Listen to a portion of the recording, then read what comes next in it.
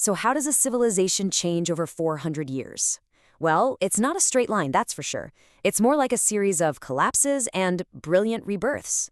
Today, we're going to trace that exact journey, all the way from the kind of chaos we see today to a future where humanity, believe it or not, governs itself like a garden growing among the stars. And our story, like any good story about the future, has to start in the past. Right. Every vision of the future really begins in a present that we can all recognize. This you're looking at? It's a snapshot from the old world, a legal document from 2016, to be exact. And it's really a relic from an era that was all about conflict, division, personal squabbles playing out for everyone to see. These were the little cracks in the foundation, the tensions that would eventually just give way to a total societal reset. And the huge sweep of history, it's almost always rooted in the quiet desperation of everyday life. This is a personal budget from 2025. Just look at the details here. Hourly wages from Walmart, rent, those buy now, pay later debts. This isn't about empires or grand politics. It's about just trying to survive. This kind of financial stress, this constant juggling act, was the reality for billions of people. And it created the shaky ground from which a whole new world would have to grow. Okay, so how do we get from that to a civilization in the stars? This timeline basically maps the whole leap. You start with the instability of the old world in 2025. Then humanity tries to set some rules for the coming conflicts in 2236. But yeah, it wasn't enough. The hyperwar of 2240 shattered everything, which gave rise to this radical new government. And by 2289, the very definition of what it meant to be human had changed, leading to the age of forms. Let's dig into that first big leap. After the total collapse, the #1 priority was just survival. And this gave birth to a philosophy they called function. This wasn't about ideals or morality or anything like that. It was about rebuilding civilization with just brutal, uncompromising efficiency. Think of it like a machine, one designed specifically to outrun extinction. And the architect of this new age? A teacher turned leader named Neil Vonham III, though everyone called him Venom. He founded the Flash Republic on one single, ruthless idea you see here: innovation before invasion. This became the core of his Venom doctrine, where basically relentless technological progress was the only thing standing between humanity and total annihilation. But this push for efficiency, it came at an almost unimaginable cost. During the transition to the Flash Republic, the human population dropped by 54%. That's a loss of 7 billion people. It wasn't just a war. It was a species-level filter. The people who survived weren't just the lucky ones. They were different. And this is why they were so different. To survive the new physics of warfare, we're talking weapons that could manipulate gravity and time itself, humanity had to be fundamentally re-engineered. This new Human 2.0 was, for all intents and purposes, a biological machine. I mean, the changes were profound. Synthetic DNA for resilience, totally new organs called inertia loci to keep the body from being torn apart by anti-gravity forces.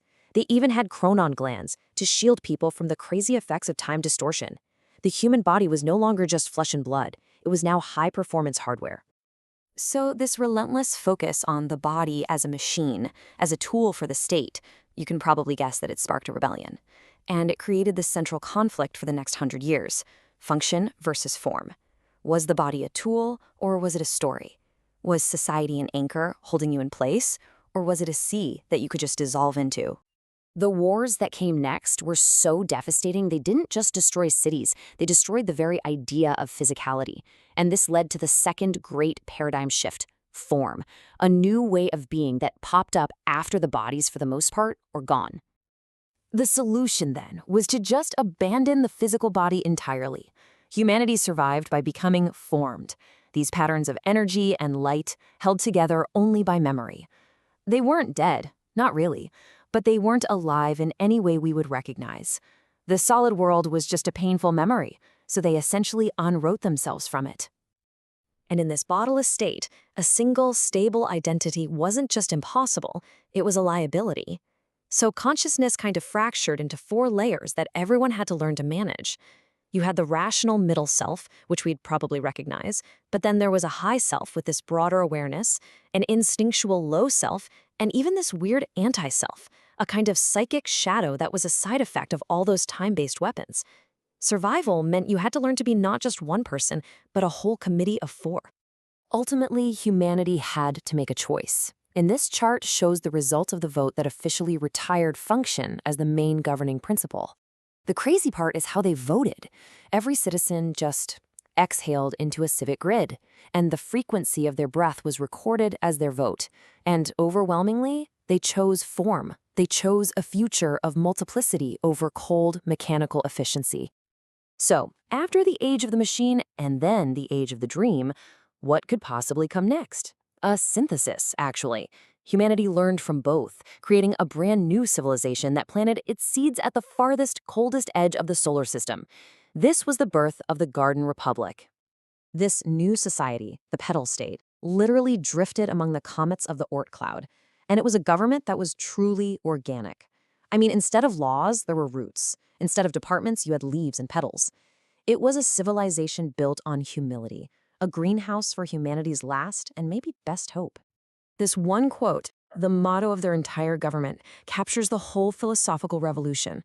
The goal of leadership was no longer to command or control, but to nourish, to cultivate, to help things grow. Power wasn't the goal anymore. It was basically compost for the future. And their constitution? It was alive. These are a few of the 10 growing amendments. They aren't static rules written on paper. They're living principles. Like the root of memory, which teaches that history has to be composted into wisdom. Or the petal of compassion, which demands that every law has to have grace. It's governance as gardening. But don't think this was some society of passive pacifists. No way. Their core philosophy was all about balance. Every citizen was trained as both a cultivator and a defender. They understood that to protect a garden, you have to be a warrior. But to be a warrior without a garden to protect, well, then you're just lost. It's a philosophy of calm, disciplined strength. So, let's bring it all back home. From the struggles of one person trying to make rent in 2025 to a cosmic society 400 years later. What's the thread that connects it all? What does this whole journey tell us about ourselves? It really does all connect. That anxiety from the 2025 budget, that fight for daily survival, that was the seed. After centuries of brutal efficiency and then ethereal, dreamlike dissolution, the final form of civilization wasn't a machine or a ghost. It was a garden, a balanced ecosystem. The long, painful arc from chaos to the cosmos finally bent toward equilibrium. The archivist Mira Leontes summed up the 2 great forces that shaped this whole journey perfectly. She wrote, "Function built the machine. Form learned to dream." Humanity needed the discipline of the machine just to survive, but it needed the freedom of the dream to become whole again. The garden was where the 2 finally learned how to coexist. Which leaves us with one final thought. Looking back at this 400-year history, and then looking at our own present moment, you really have to wonder, is this all civilization is? A story we write for ourselves, tear down when it stops working, and then learn, painstakingly, how to plant and grow it all over again in a new form?